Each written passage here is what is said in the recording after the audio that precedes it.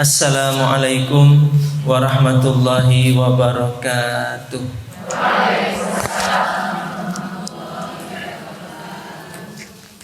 Alhamdulillahirabbil alamin. Allahumma salli wa sallim wa barik ala nabiyyina Muhammad wa ala alihi wa ashabihi ajmain. Bunda-bunda yang solehah semua yang dirahmati Allah, sehat semua?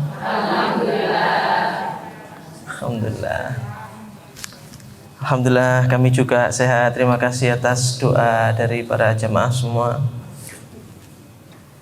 Mudah-mudahan kita diistiqomahkan selalu oleh Allah Subhanahu wa taala dalam kebaikan, dalam ketaatan, dijaga dari segala keburukan, dari segala maksiat. Mudah-mudahan istiqomah hingga akhir hayat, husnul khotimah. Alhamdulillah. Kita ngaji dulu ya, seperti biasa. Kita lanjutkan ngajinya surat Al-Hajj ayat 39. Kita baca Quran. Surat Al-Hajj surat ke-22 ayat 39.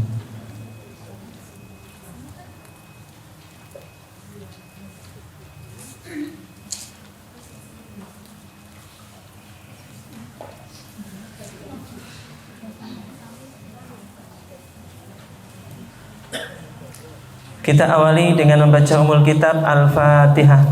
A'udzu billahi minasy syaithanir rajim.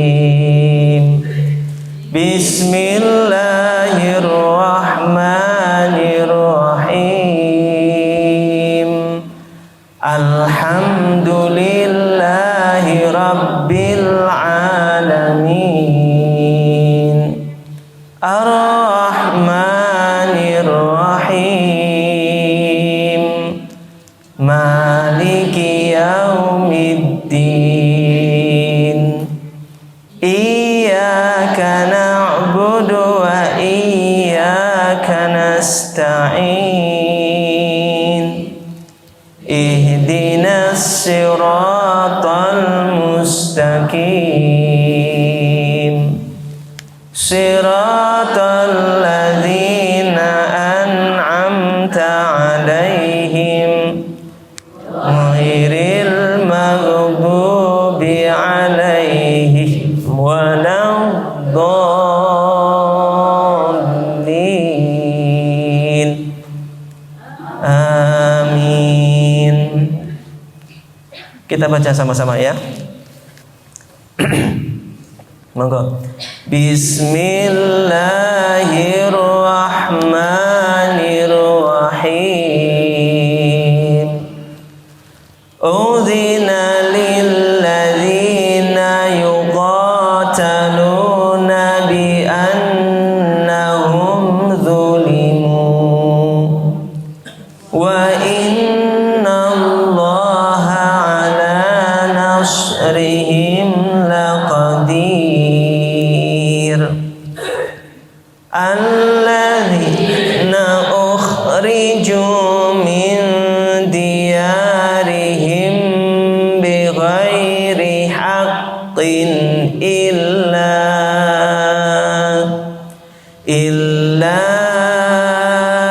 an yaqulu rabbuna Allah wa lauma daf'ullahin nasa ba'dahum bi ba'dil lahuddimat sawami'u wa biya'u wa salawatu wa masajidu yudhkaru fiha ismullahi katsira wa la yansuranna Allahu man yansuruh innallaha laqawiyyun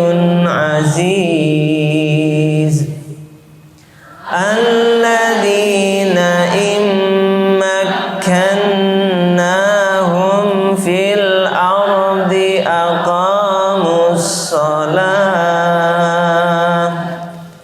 aqamus salata wa atawuz zakata wa amaru bil ma'ruf wa nahaw 'anil munkar walillahi 'aqibatul umur wa in yukadzibuka faqad kadzabat qablahum qaumun nuhin wa 'adun wa samud wa qaumu ibrahim wa qaumu lut wa ashabu madyan wa kudziba Musa fa amlaytu lil kafirina thumma aghastuhum fa kaifa kana nakir fa ka'ayyin min qaryatin ahlaknaha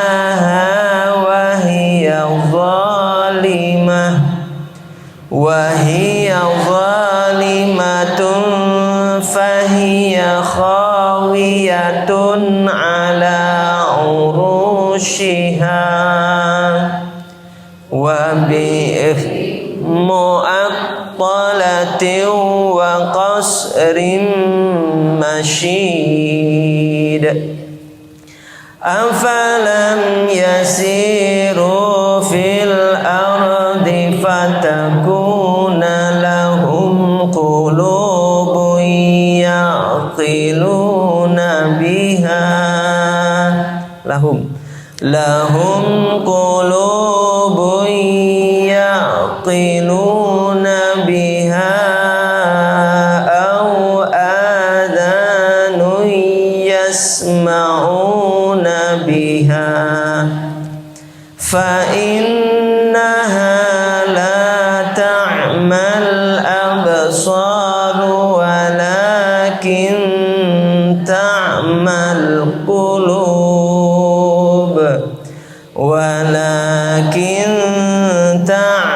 القلوب التي في الصدور صدق الله العظيم. أعوذ بالله من الشيطان الرجيم. بسم الله الرحمن الرحيم. الحمد لله رب العالمين. الحمد لله رب العالمين. الحمد لله رب العالمين. Allahumma salli wa sallim wa barik ala sayyidina Muhammadin wa ala alihi wa ashabihi ajma'in. Allahumma ighfir lil mu'minin wal mu'minat wal muslimin wal muslimat al ahya'i minhum wal amwat innaka sami'un qaribun mujibud da'wat wa qadiyal hajat. Rabbana ighfir lana dhunubana wa liwalidayna wa lil mu'minina yawma yaqumul hisab. Rabbana la tuzigh qulubana ba'da idh hadaitana wa hab lana min ladunka rahmah innaka antal wahhab. Allahumma inna nas'aluka salamatan fid din wa afiyatan fil jasad wa ziyadatan fil ilmi wa barakatan fil rizqi wa taubatan qabla al maut wa rahmatan 'indal maut wa maghfiratan ba'dal maut. Allahumma hawin alaina fi syakaratil maut wa najata minan nari wal afa indal hisab. Ya Allah ya Rabbana, segala pujian, keagungan, kesempurnaan, ketinggian hanya milik Engkau ya Rabb. Sementara kami adalah hamba-Mu yang hina, datang kepadamu dengan setumpuk dosa yang kami bawa, dengan penuh pengharapan ya Rabb agar Engkau mengampuni dosa-dosa kami, dosa-dosa yang kami lakukan secara terang-terangan ataupun kami sembunyikan. dosa yang kami lakukan berulang-ulang. Ya Rabb, ampunilah taubat kami, taubat yang belum sungguh-sungguh. Ya Allah ya Arhamar Rahimin, sungguh kami adalah hamba-Mu, tidak sanggup menanggung dosa-dosa kami. Ketika di hari kiamat Engkau bertanya tentang lisan kami, digunakan untuk apa? Pasti kami gak akan bisa jawab. Ketika Engkau bertanya tentang harta kami, digunakan untuk apa? Kami gak bisa jawab. Ketika Engkau tanya tentang tangan dan kaki kami, mata kami, digunakan untuk apa? Kami gak akan sanggup mempertanggungjawabkannya. Ya Allah ya Rahman, tidak ada amalan yang kami andalkan karena kami bukan ahli sholat, bukan ahli puasa, bukan ahli Quran. Kami hanya mengharap rahmat-Mu, belas kasih sayang-Mu. Ampuni kami, seburuk apapun masa lalu kami, sekelam apapun masa silam kami, ampuni. Ya Rabb, sungguh ya Rabb, walaupun diri kami ini bergelimang dosa dan maksiat, tapi dari lubuk hati yang paling dalam kami benci dengan kemaksiatan ya Rabb. Dan sungguh walaupun kami ini bukan ahli sholat, bukan ahli ibadah, tapi ya Rabb, hati kami sangat cinta dengan ketaatan, mencintai kebaikan, dan mencintai orang-orang yang saleh. Ya Allah ya Arhamar Rahimin, jangan sampai mata yang kotor ini menyebabkan Engkau tak mengizinkan kami menatap lagi lembaran-lembaran Al-Quran. Walaupun lisan kami ini kotor, jangan Engkau kunci lisan kami hingga kami tidak mampu lagi berzikir, menyebut, mengagungkan nama-Mu ya Rabb. Walau diri kami penuh dengan dosa, tapi kami mencintai bersujud di hadapan-Mu. Maka izinkan kami terus untuk bisa beribadah dan sujud di hadapan-Mu dengan segala dosa dan kekurangan kami ya Rabb. Ya Allah ya Arhamar Rahimin, maka ampunilah kami, berkahilah sisa umur kami, ampunilah dosa orang tua kami, orang tua yang telah membesarkan kami, telah mengurus kami susah payah. Bahagiakan mereka ya Rabb, dimanapun mereka berada. Bahagiakan orang tua kami. Kami memang belum bisa membuat mereka tersenyum bangga kepada kami, tapi di akhirat nanti jadikan kami kebanggaan orang tua kami. Izinkan kami menggandeng tangan orang tua kami ke surga-Mu ya Rabb. Izinkan kami menggandeng tangan kedua orang tua kami kepadamu, ke surga-Mu ya Rabb. Ya Arhamar Rahimin, tidak ada yang kami harapkan kecuali rahmat-Mu, ampunan-Mu, kasih sayang-Mu. Maka sayangilah kami semua yang hadir di majelis ini, maupun yang sedang berhalangan tidak bisa hadir. Ya Rabb, lapangkan rezeki kami, lapangkan segala kesempitan kami, mudahkan kami untuk beribadah, untuk taat kepadamu. Jaga kami dari segala kemaksiatan, halangi kami setiap kami hendak berbuat maksiat. Begitu juga untuk keluarga kami, untuk saudara-saudara kami. Ya Rabbilah hidayah kepadanya, lembutkan hati mereka, suami kami, pasangan kami, anak-anak kami, lembutkan hatinya.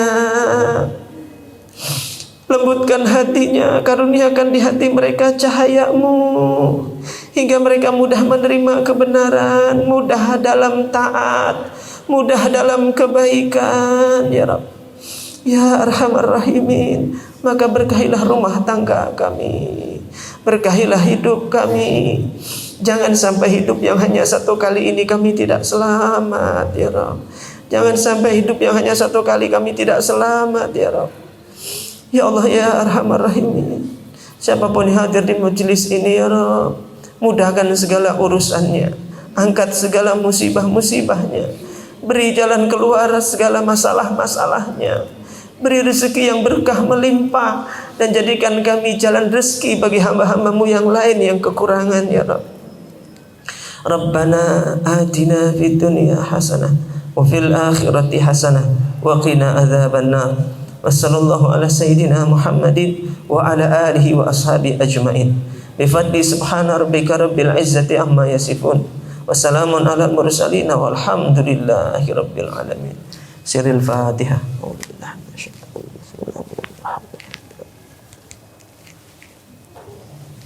Bismillahirrahmanirrahim.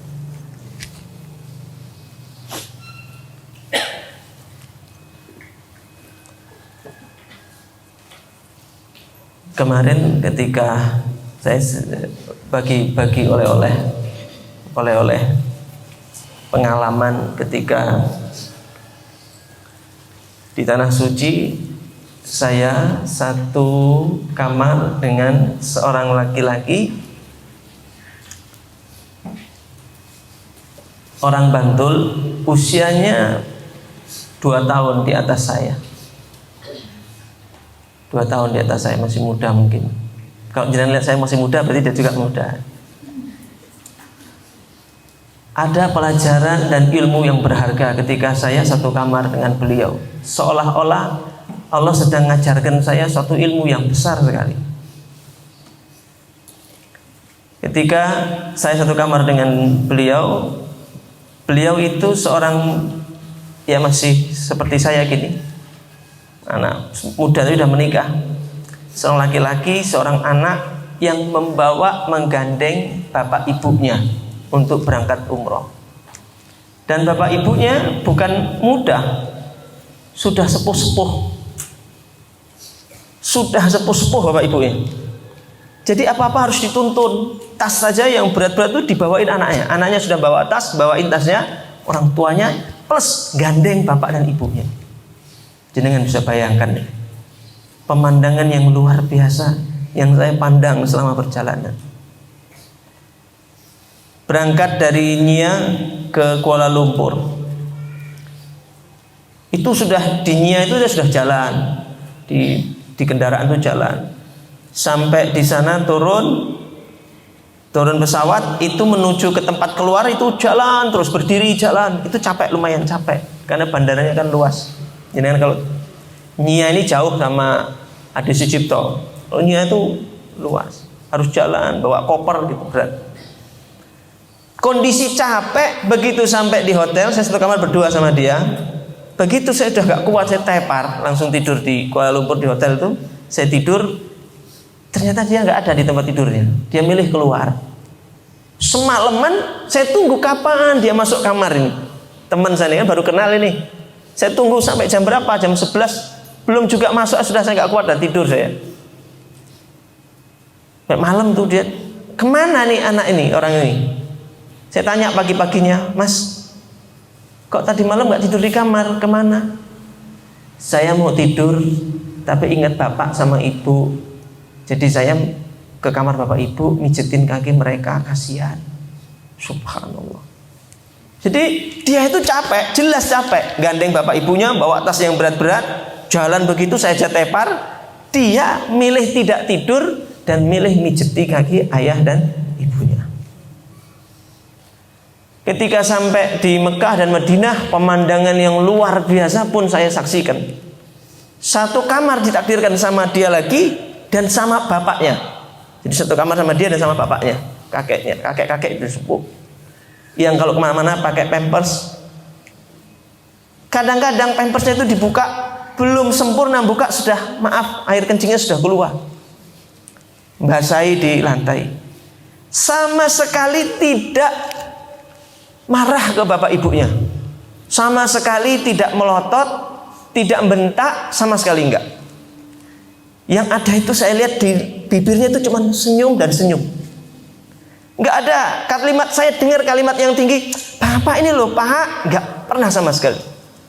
Dengan sabar bersihkan kotoran ayahnya, dengan sabar membersihkan kencing ayahnya yang menetes di lantai.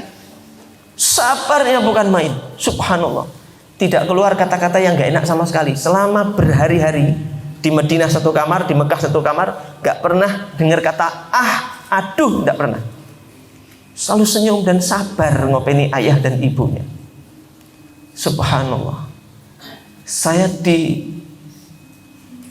dihadirkan satu kamar dengan seorang anak yang insya Allah dia ini ahli surga. Seorang anak yang sangat berbakti kepada orang tuanya. Maka kita yang masih punya orang tua, bunda-bunda rahimakumullah, segala sesuatu itu jadi gak bermakna kalau sudah gak ada orang tua. Uang yang kita kumpulkan tuh gak ada, hampa rasanya kalau sudah gak ada orang tua. Mobil yang kita punya rasanya hampa kalau sudah nggak punya orang tua. Kendaraan, rumah, kalau sudah nggak ada orang tua rasanya hampa. Makanya mumpung masih ada orang tua, perhatikan orang tuanya masing-masing. Jauh dari orang tua, hendaklah berkabar. Kalau orang tua nggak punya handphone, ya belikanlah handphone agar mudah kita komunikasi sama orang tua, agar kita bisa telepon-teleponan sama orang tua. Jangan sampai tiba suatu masa kita telepon orang tua kita, sudah nggak ada yang ngangkat lagi. Kita hanya telepon tapi nggak ada yang angkat lagi. Ketika orang tua sudah nggak ada, itulah yang musibah paling besar dalam hidup. Kita cuma ngelihat bajunya abah kita, ayah kita di lemari gantung, kita ingat. Ngelihat ibu kita mukenanya yang biasa dipakai, sejadah yang biasa beliau pakai sholat. Mungkin kita cuma nangis, mengenang. Ngelihat sepatunya sudah nggak dipakai lagi. Ngelihat sendalnya ibu kita, orang tua, nggak dipakai lagi. Itu semua tinggal kenangan. Tinggal kenangan-kenangan yang menambah kerinduan kepada orang tua kita. Maka bunda-bunda rahimakumullah yang dicintai oleh Allah Subhanahu wa taala, mumpung kalau yang masih punya orang tua, kunjungilah orang tua kita. Nabung supaya bisa mudik, bisa pulang, jenguk orang tua kita. Cium tangannya, cium kening orang tua kita. Minta doanya, minta restunya, minta ridhonya dari orang tua kita. Karena doanya orang tua itu lebih mustajab daripada 1000 wali. Lebih ampuh daripada 1000 wali. Maka mintalah doa kepada orang tua kita. Selagi yang masih punya orang tua, muliakan kedua orang tua kita. Mudah-mudahan kita semua dicatat sebagai anak yang berbakti kepada orang tua. Jangan sampai ada cerita orang tua takut kepada anak. Seperti yang saya share beberapa waktu yang lalu. Ada orang tua yang takut sama anak. Anaknya melakukan pelanggaran, penyimpangan, orang tua nggak berani ngingetin, orang tua nggak berani nasihatin. Ibu, kenapa nggak nasihati anaknya? Takut Ustaz, takut anak saya marah. Saya takut Ustaz. Kalau sampai ada orang tua takut sama anak, demi Allah 100% ini anak yang durhaka pada orang tua. Kalau sampai ada anak ditakuti sama orang tua takut sama anak, demi Allah 100% ini jelas anak yang durhaka. Karena semestinya anak yang takut kepada orang tua, bukan orang tua yang takut kepada anak. Kalau sampai ada anak ditakuti orang tua, mesti itu anak yang durhaka pada orang tua. Jangan sampai kita itu hadir sebagai sosok anak yang menakutkan orang tua kita. Jangan sampai seperti itu. Maka yang punya orang tua, kunjungi orang tua, telepon, berkabar, kirimlah uang, bayar orang untuk ngerawat orang tua ketika orang tua mungkin gak bisa sama kita. Kalau sudah meninggal, banyak doakan orang tua, berinfak atas nama orang tua.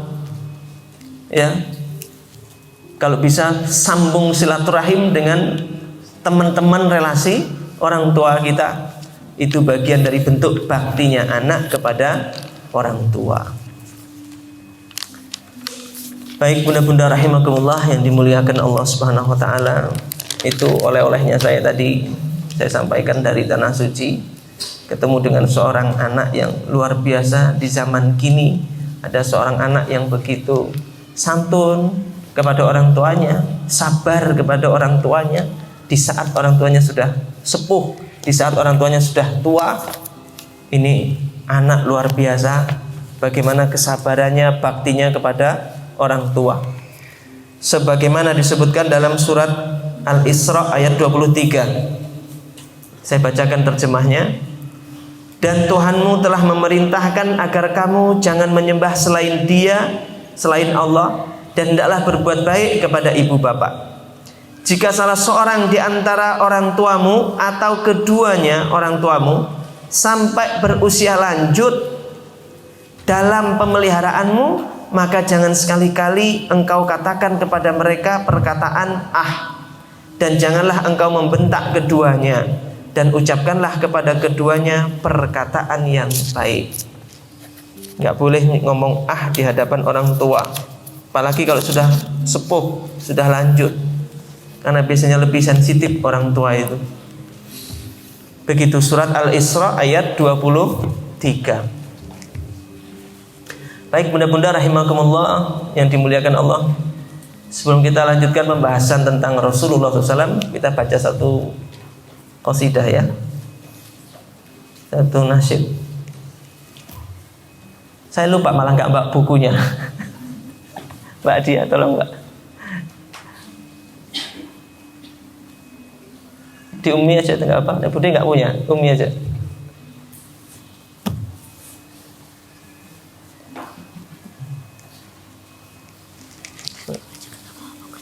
Apa? Ya pulang dulu ngambil. Pulang dulu ngambil. Nah, kalau udah hafal ya enggak usah.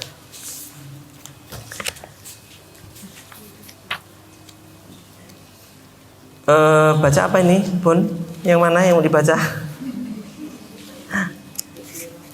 Itiraf, baik. Itiraf itu halaman berapa? 20. Baik. Kita baca itiraf halaman 20.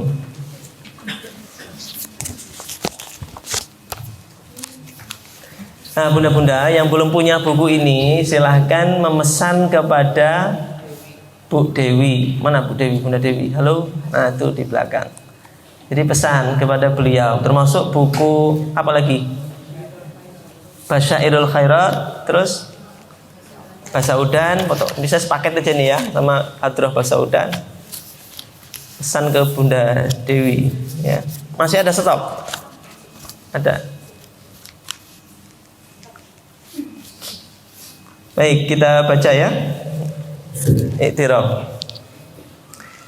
Ilahi lasulil firdausi a'la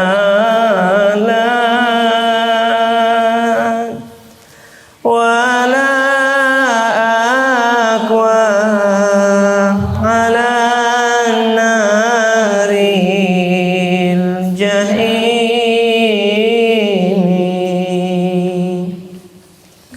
fahabli taubatan wafir zunubi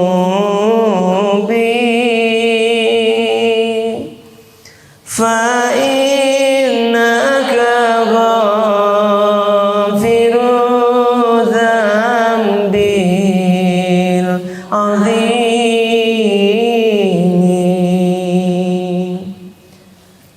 zunubi mithlu adadir rimali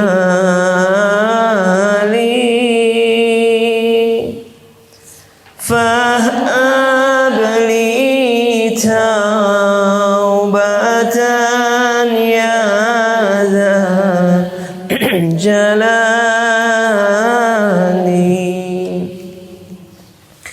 wa umri naqisun fi kulli yawmin wa dhanbi zaidun kaifa timani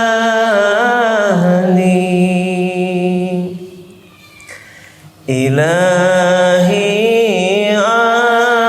abdukal asi ataka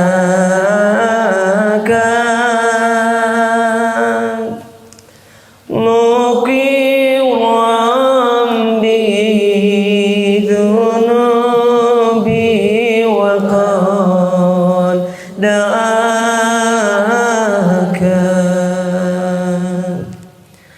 fa in tafir fa anta lidzaka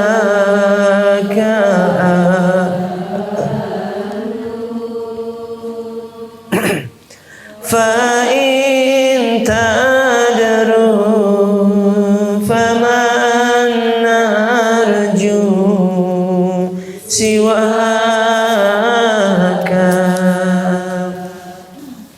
Wahai Tuhan, ku tak layak ke surgamu,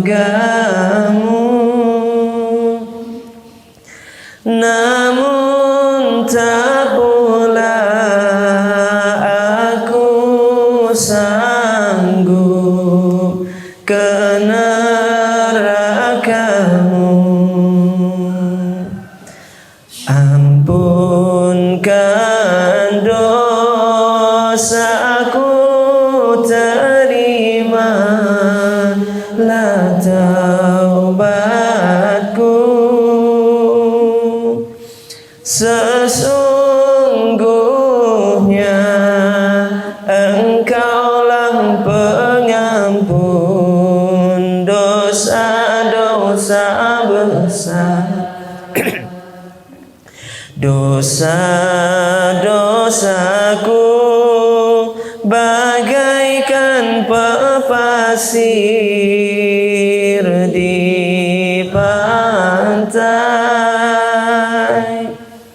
Dengan rahmat-Mu ampunkan daku, oh Tuhanku. Ilahi lastu lil firdausi a'la,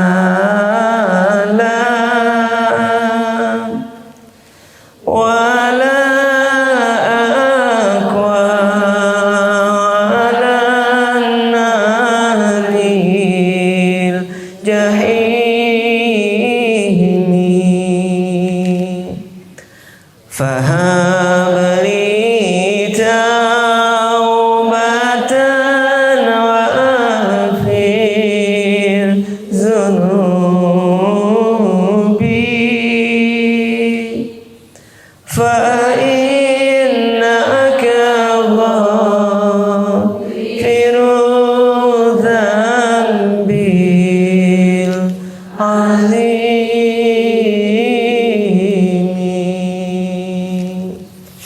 Alhamdulillah. Baik, kita baca tadi qasidah i'tiraf, pengakuan dosa. Bunda-bunda rahimakumullah yang dicintai Allah Subhanahu wa taala, hari ini kita akan melanjutkan pembahasan tentang 24 hours, 24 jam bersama Rasulullah sallallahu alaihi wasallam. Kalau nggak salah terakhir aktivitas Nabi Muhammad jam 2 sampai jam 3. Betul nggak? Betul ya? Berarti sekarang jam 3 dini hari. Apa yang dilakukan Rasulullah jam 3 dini hari? Kira-kira apapun. Halo? Tidur ya. Masih ingat ya, Rasul itu bangun sekitar jam 11-an atau setengah 12, bangun untuk sholat tahajud sampai jam 3. Berarti jam 3 sedang apa Nabi Muhammad? Jam 3 Rasulullah Sallallahu Alaihi Wasallam menyelesaikan sholat tahajudnya. Sholat tahajudnya Nabi itu adalah wisata rohaninya Nabi Muhammad. Maka Nabi selesai sholat tahajud jam 3, Nabi menghentikan sholatnya. Setelah selesai jam 3, apa yang dilakukan Rasulullah? Rasulullah jam 3 kembali ke pembaringannya, yaitu ke tempat tidur beliau, dengan ganti baju, memakai pakaian khusus untuk tidur. Jadi Rasul tuh baju sholat tidak sama dengan pakaian untuk tidur. Halo ibu-ibu, halo pencinta daster, halo. Kadang sholat dia pakai baju daster yang dipakai tidur, wudhu habis itu tinggal pakai mukena, dasternya nggak dilepas. Padahal di situ ada gambar Pulau Kalimantan, Pulau Sulawesi, Pulau macam-macam. Ya Allah, jangan seperti itu. Rasul kalau tidur dengan ibadah pakaiannya ganti, tidak sama. Itu cara Rasulullah menghormati Allah. Kita itu pakai baju yang bagus ketika sholat, itu memang perintahnya begitu kan. Ya bani Adam khudhu zinatakum inda kulli masjid. Wahai Bani Adam, keturunan Nabi Adam, berhiaslah pakai baju yang terbagus, yang bagus setiap masuk masjid untuk melakukan ibadah maksudnya. Ketika saya tanyakan apakah pakai baju ini, pakai baju yang bagus, saya tanyakan ke seorang ustadz yang menjelaskan ayat ini, apakah hanya ke masjid atau kalau sholat di rumah boleh pakai baju yang jelek? Kadang suami sholat di rumah cuma pakai kaos oblong, kan nggak ke masjid. Kata beliau, ayat ini maksudnya baik ke masjid maupun beribadah di rumah. Intinya maknanya ayat ini adalah ketika kita akan beribadah kepada Allah, hendaklah berhias pakai baju yang bagus. Wa amma bi ni'mati rabbika fahadis. Sudah dikasih nikmat, tunjukkan dong ke Allah. Ya Allah, ini terima kasih bajunya sudah engkau beri, dipakai dong untuk menghadap Allah. Jangan ke Allah pakai baju yang jelek, ketika ketemu manusia pakai baju yang bagus. Kebalik. Allah yang ngasih baju ya dipakai yang bagus itu untuk menghadap Allah. Begitu. Standar kita itu, kalau standar parameternya Allah, ya harus yang terbaik menurut yang kita cintai, yaitu Allah Subhanahu wa ta'ala. Standarnya pakai standarnya Allah, jangan pakai standar manusia. Kemudian di jam-jam ini kalau Nabi nggak tidur lagi, kadang digunakan Rasul untuk apa? Menjaga kemesraan dengan istrinya antara jam 3 sampai subuh, menjelang subuh. Itu digunakan Rasul untuk menjaga kemesraan dengan istrinya. Kalau Rasul ada hajat sama istrinya atau istrinya Rasul punya hajat sama Rasulullah, biasanya sering-seringnya ditunaikan di jam-jam akhir menjelang subuh, bukan di awal malam biar sholat isya itu, setelah sholat isya itu enggak. Itu kan model kita. Model kita habis isya biasanya tancap gas. Tapi kalau Rasulullah akhir malam. Masih ingat alasannya apa? Supaya tidak tidur dalam keadaan junub. Supaya tidur tidak dalam keadaan junub. Kalau berhubungannya pada isya, biasanya jarang yang langsung mandi, yang ada langsung tepar, langsung tidur, sehingga tidur dalam keadaan junub. Biasanya begitu. Tapi nggak dosa tidur dalam keadaan junub, itu nggak dosa. Tidur ketika dalam posisi junub atau berhubungan ketika pada sholat isya nggak dosa. Lawang sama istrinya sendiri kok, kecuali sama istrinya orang atau sama suaminya orang dosa. Kalau sama pasangan sendiri nggak dosa.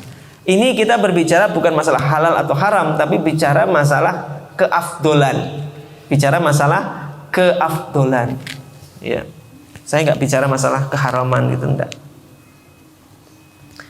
Oleh karena itulah sebagian ulama mengatakan berkumpul dengan istri di akhir malam itu lebih baik daripada di awal malam. Jadi pola tidur Nabi itu, pola tidur Nabi dari setelah sholat isya, tidur, bangun, lalu tidur lagi. Bukan kayak Mbak Surip, bangun, tidur lagi. Dia tidurnya untuk gendong-gendong kemana-mana. Saking capeknya gendong, meninggal akhirnya. Mbah Surip almarhum, semoga Allah mengampuni beliau. Jadi ini Rasul tuh tidur dan bangunnya itu juga bukan karena nonton sepak bola atau ngecek Instagram sama TikTok. Bangun tidurnya Nabi, tidur dari bangunnya itu, bangun dari tidurnya karena sholat malam. Dan ini adalah kebiasaan yang diambil Nabi dari kebiasaannya Nabi Daud alaihissalam.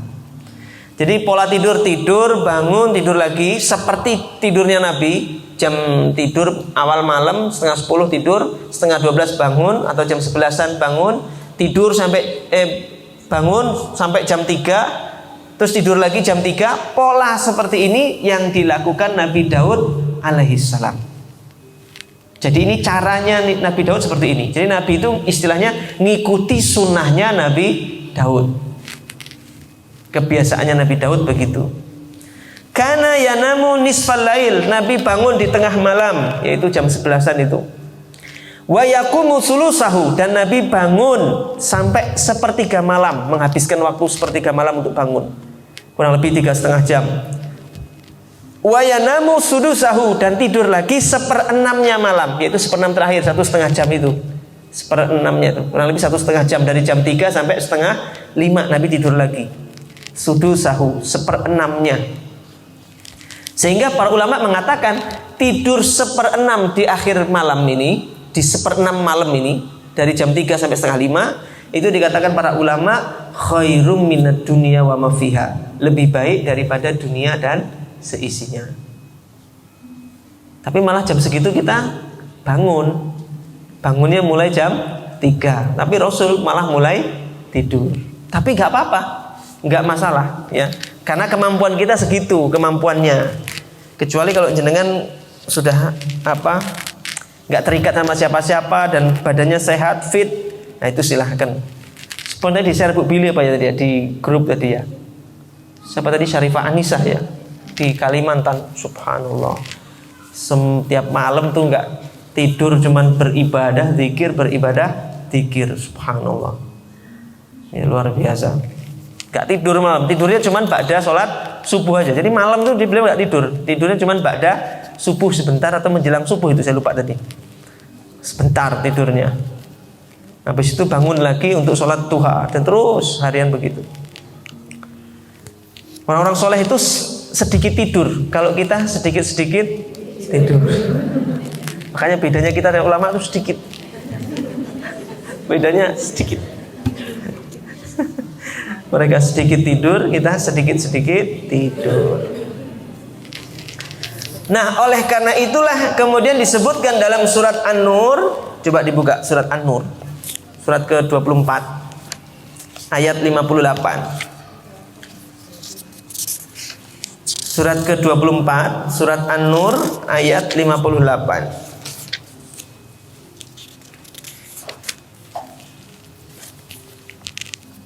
Pojok sebelah kanan paling bawah. Pojok kanan bawah sebelah kanan. Surat ke-24, surat An-Nur ayat 58. Ini disebutkan di ayat ini 3 waktu aurat di mana anak-anak kita, pembantu kita nggak boleh masuk kamar kecuali harus izin terlebih dahulu. Allah berfirman, wahai orang-orang yang beriman, hendaklah hamba sahaya, laki-laki dan perempuan yang kamu miliki, dan orang-orang yang belum balik dewasa di antara kamu, mungkin anaknya, ponakannya yang belum balik, atau cucunya, meminta izin kepadamu, hendaklah mereka itu minta izin kepadamu pada 3 kesempatan. Yaitu sebelum sholat subuh. Nah, ini pertama, waktu aurat pertama. Jadi anak itu sebelum sholat subuh nggak boleh masuk kamar orang tua sebelum ketok pintu izin dulu, sebelum subuh. Kemudian yang kedua, ketika sebelum subuh, ketika kamu meninggalkan pakaian luarmu. Yang kedua, ketika kamu meninggalkan pakaian luarmu di tengah hari, yaitu saat siang hari, tengah hari, kira-kira ba'da sholat zuhur, dan setelah sholat isya, ba'di sholatil isya, setelah sholat isya. Salasu auratil lakum, itulah 3 aurat waktu bagi kamu. 3 waktu aurat. Salasu auratil lakum, 3 waktu auratmu. Sebelum subuh, siang hari saat panas-panasnya terik, ketika kita mungkin gerah buka baju, dan saat setelah sholat isya. Itu anak nggak boleh nyelonong-nyelonong masuk, walaupun masih kecil anaknya, masih kelas SD, kelas 4, kelas 3, nggak boleh masuk kecuali izin kepada orang tuanya, ketuk pintu dulu. Ustadz, di rumah kok nggak ada pintunya? Ah, ya wis, wassalam. Kamarnya nggak ada pintunya, cuma gordeng aja. Emang ada. Saya pas ke Lampung ke tempat saudara itu, di kamarnya kok nggak ada pintunya. Semua kamarnya nggak ada pintu, cuman gorden aja. Wassalamualaikum warahmatullahi wabarakatuh. Kayak gitu ya susah.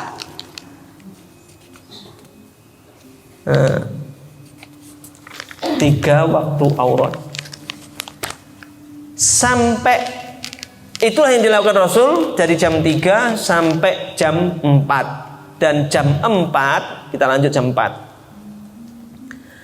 Jam 4 Rasul masih dalam keadaan tidur yang kedua atau istirahat. Dalam keadaan istirahat ya, setelah bangun sholat tahajud sampai subuh, yaitu subuhnya Nabi jam 4:30. Jadi patokan kita pembahasan ini subuhnya 4:30, isyaknya jam 7, maghribnya jam 6, asyar jam 3, zuhur jam 12. Ini yang kita pakai ya patokannya.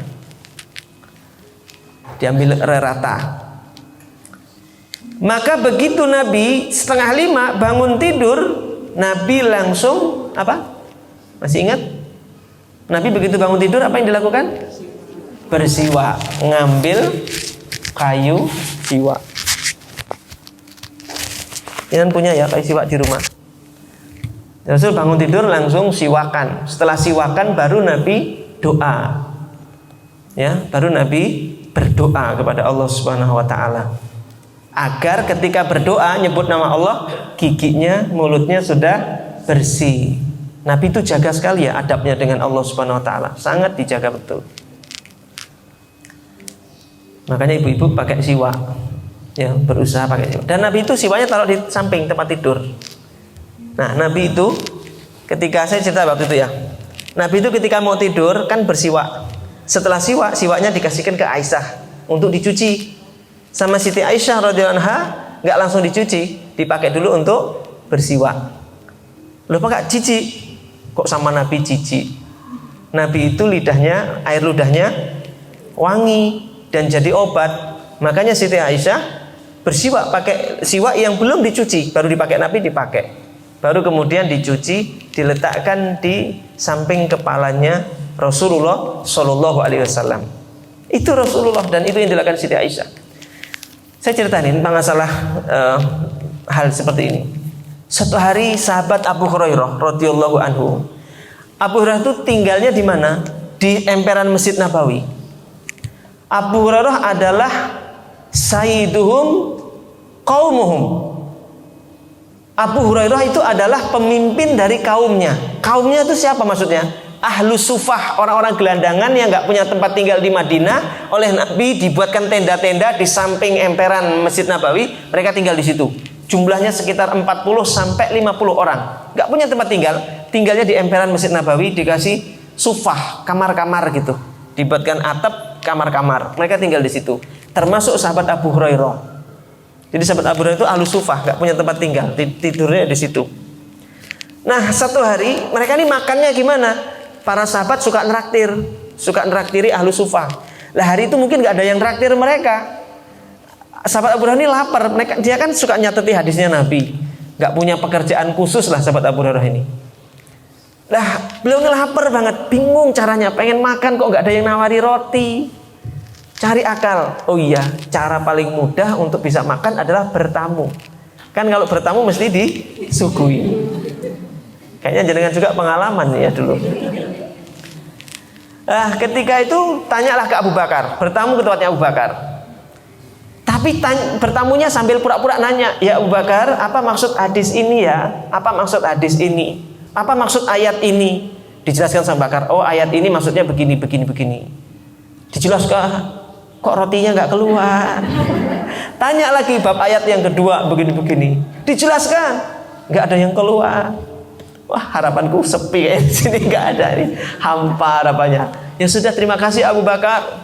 Mikir ya, mungkin di rumahnya Umar ada makanan. Bertamu lagi ke rumahnya Umar. Nanya masalah ayat Al-Quran. Ya Umar, tolong jelaskan ini maksudnya apa ya? Dijelaskan. Ditunggu, roti nggak keluar, daging nggak keluar, makanan nggak keluar, air susu nggak keluar. Waduh, garing juga di sini ternyata. Ke rumahnya Sayyidina Ali, ke rumahnya Sayyidina Utsman, bolak-balik mondar-mandir. Rasulullah di ambang pintu di depan rumah Nabi melihat Sayyidina Abu Hurairah ini kenapa keluar-keluar dari sini, pindah sini, bolak-balik. Rasul itu yang paling ngerti apa yang dialami oleh sahabat. Ya Abu Hurairah, sini, dipanggil. Ada apa ya Rasulullah? Aku tahu engkau pasti lapar. Oh ya Rasul, aku lapar. Rasul paling ngerti itu. Paling peka itu Nabi Muhammad. Makanya Raufur Rahim. Nabi itu orang yang sangat peka. Ya Abu Hurairah, dah kamu ke rumah saya saja. Yuk masuk, tak jamu di rumah saya, ada makanan. Benarkah ya Rasul? Benar. Wah, senangnya Abu Hurairah, baiknya Rasulullah. Rasul masuk ke dalam, tanya ke istrinya, ya Aisyah, ada makanan enggak? Ya Rasul, enggak ada apa-apa, hanya semangkok susu. Jadilah semangkok susu. Itu makanan minuman favoritnya orang Arab pada waktu itu kan. Susu, gandum, tidak istimewa itu. Ya Abu Hurairah, di tempatku hanya ada semangkok susu. Alhamdulillah, senangnya Abu Hurairah itu, sahabat Abu Hurairah. Terima kasih ya Rasul. Tunggu dulu. Kan ahlu sufah teman-temanmu banyak, diundang semuanya ya, suruh sini minum bareng-bareng.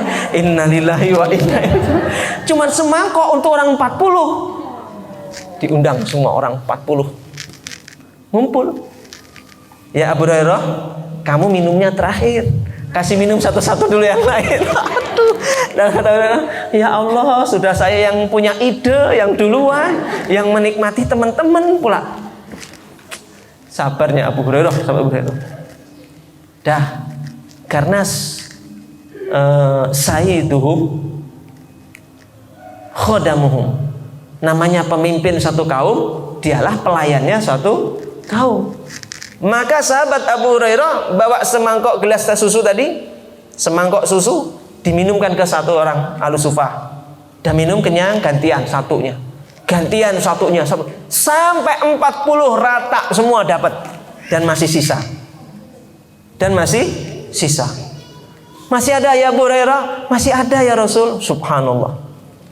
Ini satu mangkok sudah kena 40 bibir. Bayangkan bibirnya para ahlu sufah. Kata Rasulullah, ya Abu Hurairah, kamu jangan minum dulu. Ya Allah, apalagi? Kata Rasulullah, apalagi? Kata Abu Hurairah, sudah terakhir, tinggal dia pengen minum. Kata Rasul, jangan dulu. Sama Rasulullah diminum dulu. Bayangkan Rasul ikut minum di mangkok yang bekas dipakai 40 orang sahabat. Subhanallah, Rasulullah. Betapa cintanya kepada umatnya, gak ada jijik-jijiknya sama umatnya. Betapa sayangnya kepada umatnya, nganggep semua ini kayak anaknya sendiri. Sehingga ketika minum di mangkok itu dia gak ngeliat ini mangkoknya orang lain, ini mangkok umatku, anak-anakku semua, kata Nabi. Subhanallah. Saya itu ketika dengar kisah itu, ya Allah, alangkah Rasul itu sayangnya sampai gak ada rasa jijiknya kepada umatnya. Subhanallah. Diminum sama Rasulullah. Setelah diminum baru sahabat Abu Hurairah, sekarang kamu giliran minum ya Abu Hurairah. Semangat dia minum. Gelek diminum. Udah selesai. Masih ada ya Abu Hurairah? Masih ya Rasul. Habiskan, minum lagi. Gelek. Masih ada ya Abu Hurairah? Isyrab, minum lagi, diminum lagi. Sampai berkali-kali, sampai gelegean dia udah kenyang. Ampun ya Rasul, sudah cukup, saya sudah gak kuat. Subhanallah. Rata itu. Semangkok susu rata untuk semuanya. Subhanallah. Itu Rasul SAW. Makanya bersyukurlah Abu Hurairah, karena dia kebagian yang setelah diminum oleh Rasulullah SAW. Makanya banyak riwayat hadis itu dari Abu Hurairah, bekas minum di mangkok yang kena bibirnya Nabi Muhammad Sallallahu Alaihi Wasallam. Dan periwayat hadis terbesar, terbanyak, nomor 3 setelah Abu Hurairah, yaitu Siti Aisyah. Karena Siti Aisyah biasa bersiwak pakai siwak yang bekas dipakai oleh Rasulullah Sallallahu Alaihi Wasallam. Kalau kita sama suami, mungkin ibu lain, minum sampai pakai gelas, udah mana bibirnya? Oh, aku sebelah sini nih. Oh, yang jauh. Yang sampai kena bekas bibirnya suami, ambil yang jauh. Ya Allah, kita ini belekuduk monyor. Ya Allah. Itulah Rasulullah Shallallahu Alaihi Wasallam dengan siwaknya, dengan air ludahnya Nabi Muhammad Shallallahu Alaihi Wasallam, yang Umairah binti Mas'ud bersama 5 orang saudaranya bertamu ke rumah Rasulullah. Lalu Rasul itu menyuguhkan dendeng yang alot itu sama Rasulullah digigit, diberikan ke tamunya satu, gigit lagi, dirobek, berikan satu. Semua rata, 6 orang, Umairah binti Mas'ud dan 5 orang saudaranya, semua kebagian dendeng yang bekas digigit oleh Nabi Muhammad. Kata Umairah binti Mas'ud apa? Beliau mengatakan, setelah saya saksikan kelima saudaraku itu yang makan dendeng bekas gigitannya Rasulullah SAW, sampai mereka itu semuanya meninggal dunia, tidak keluar bau yang tidak sedap dari mulut mereka. Sejak makan dendeng sampai meninggalnya, itu nggak pernah ada bau mulut yang tidak sedap keluar dari mulut mereka. Subhanallah. Gak usah gosok gigi wis wangi. Gara-gara bekas makan dendeng ya, itu gigitan Rasulullah Shallallahu Alaihi Wasallam. Baik, saya lanjutkan sedikit. Beliau kemudian sholat sunnah fajar di rumahnya. Jadi setelah bangun bersiwak, beliau mandi atau wudhu, kemudian beliau sholat sunnah fajar di rumahnya, yaitu sholat qobliyah subuh. Yang Siti Aisyah mengatakan asyaddu minhu ta'awudan. Itu sholat yang sangat-sangat dijaga oleh Nabi Muhammad SAW. Asyaddu minhu ta'awudan. Sangat-sangat dijaga oleh Nabi, selalu dikerjakan. Karena sholat qobliyah subuh itu 2 rakaat pahalanya khairum minad dunya wa ma fiha. Lebih baik daripada dapat Pajero, Fortuner, Alphard dan semua yang ada di dunia ini. Sholat sunnah 2 rakaat lebih baik dapat daripada dunia. Itu sholat sunnahnya, apalagi sholat subuhnya. Bisa dibayangkan. Jangan dibayangkan sholat sunnahnya lebih besar pahalanya, enggak. Sholat subuh, kalau sholat sunnahnya pahalanya seperti itu, apalagi sholat subuhnya pahalanya lebih besar. Dan kalau ada yang maaf terlambat bangun tidur, sudah jam 7, setengah 7, matahari sudah terbit, tidak ada kata tidak sholat subuh. Tetap kerjakan sholat subuh walaupun matahari sudah terbit. Karena mungkin ketiduran saking capeknya, mungkin pergi kemana, pulang menjelang subuh, jam 3:30 baru tidur, bablasen. Ya begitu bangun langsung kerjakan sholat subuh. Kemarin tuh hari Senin kemarin, santri saya itu ada yang nggak sekolahnya terlambat, berangkatnya sampai jam 8, setengah 9, jam 9 sampai sekolah, sampai madrasah. Terlambat tuh, ketika terlambat yang ditanya adalah, kamu sholat subuh nggak tadi? Kan dia bilang kesiangan. Enggak, Bi, katanya. Kenapa kamu nggak sholat subuh? Sudah terbit matahari kok sholat subuh. Jangan gitu, walaupun sudah terbit tetap harus sholat subuh. Walaupun anaknya mengira ibunya sedang sholat duha, nggak apa-apa. Tapi kita niatnya sholat subuh. Tapi jangan double niat. Saya niat sholat subuh sambil duha, Allahu Akbar. Jangan double niat. Niatnya tetap sholat subuh. Rasul pernah mengalami hal itu. Perang capek sekali, semalaman seharian siang malam perang, sehingga capek Nabi. Aduh gimana, besok tengah malam dini hari itu istirahat. Dah mau tidur tuh pada nggak berani, cuma duduk gini. Sahabat Bilal itu bilang gini, ya Rasul, aku lihat engkau dan para sahabat lelah sekali. Sudahlah, kalian tidur saja. Kan aku yang adzan, Bilal kan muadzin. Nanti aku saja yang adzan. Aku nggak tidur, aku ronda, aku yang jaga-jaga.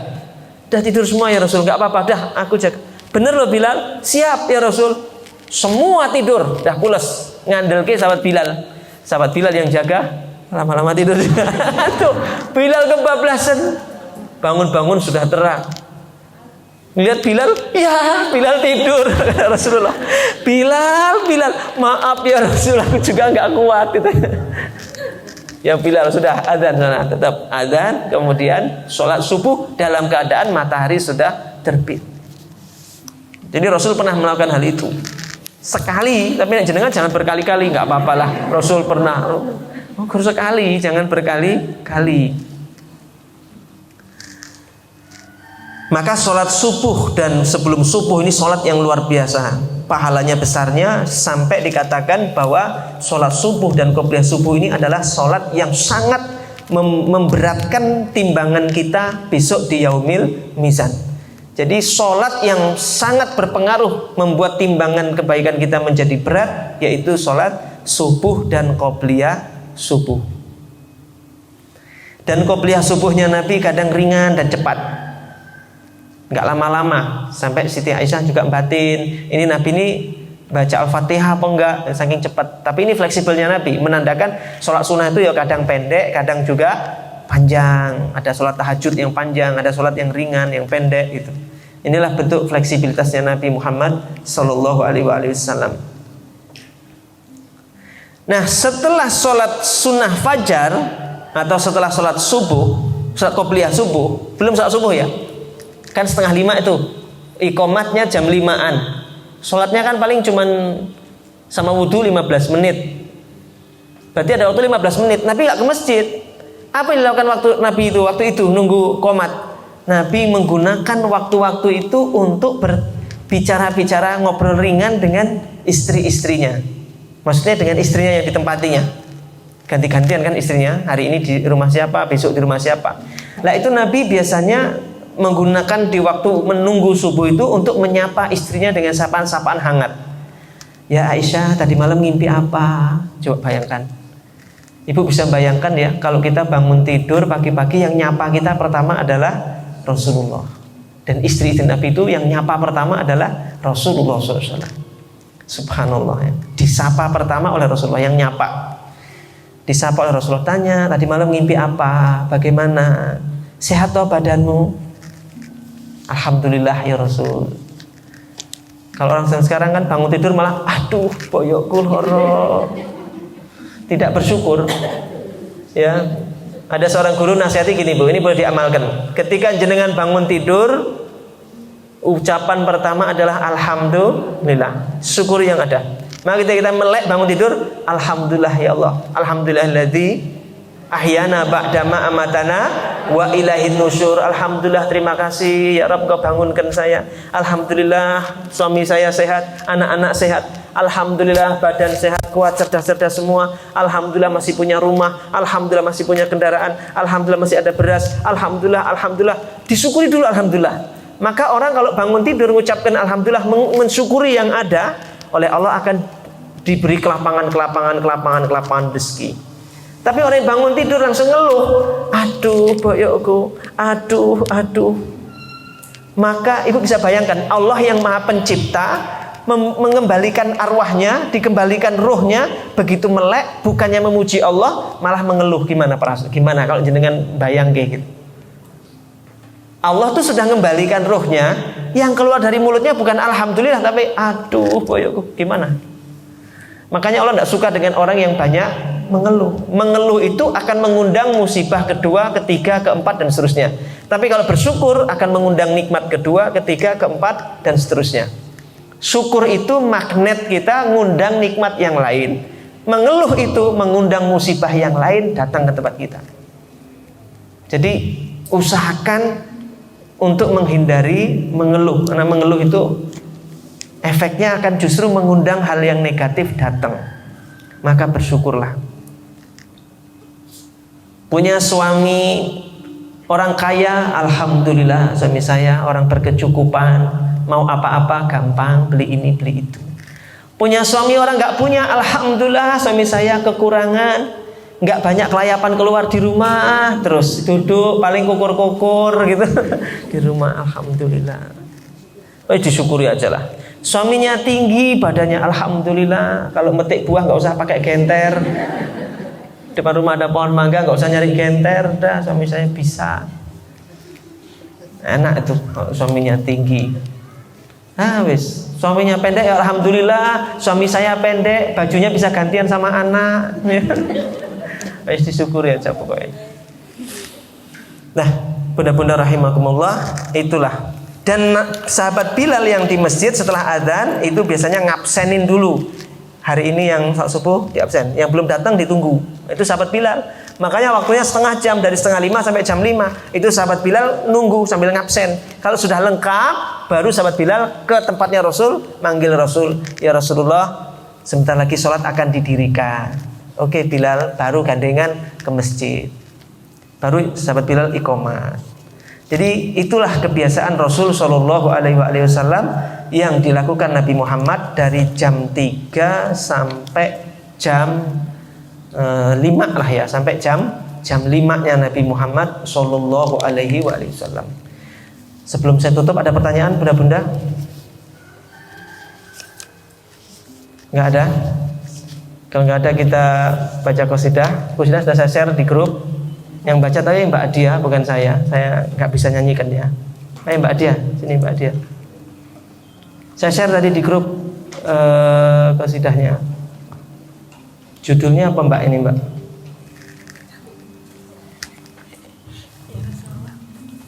Ya mungkin.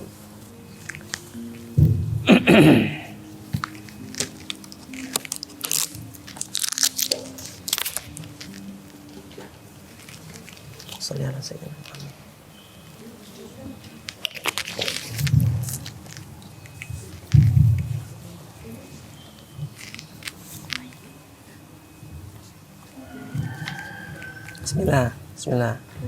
Ayo baca Bismillah. Ya Rasulullah, Ya Rasulullah, Ya Nabi, Ya Bashir, Ya Tabib. Ya Rasulullah, Ya Rasulullah, Ya Nabi, Ya Bashir, Ya Tabib. نادي الله خير خلقي جميعا له أهل المناصب والمراتب Salatullahi malaat kawaki ala Ahmad khairi marakiban najahi hada hadisu bismil habai fahazza syukuru'a tabarakai ألم ترها وقد مدته طه وما من مدانها سحائي قالت من حيما ضربا فحاما تلك المعالي والملاء فدعنا من فيمان ولا تسوقها فقائد كلا للحي جاني فهم ضربا كما همت سائلا فإنك في طريق الحب كالي Salatullahi malaat kawaki ala Ahmad khairi rakiban najahi hada hadisura bismil habai fahadza syukru tabarakai. يا حبيب حبيبي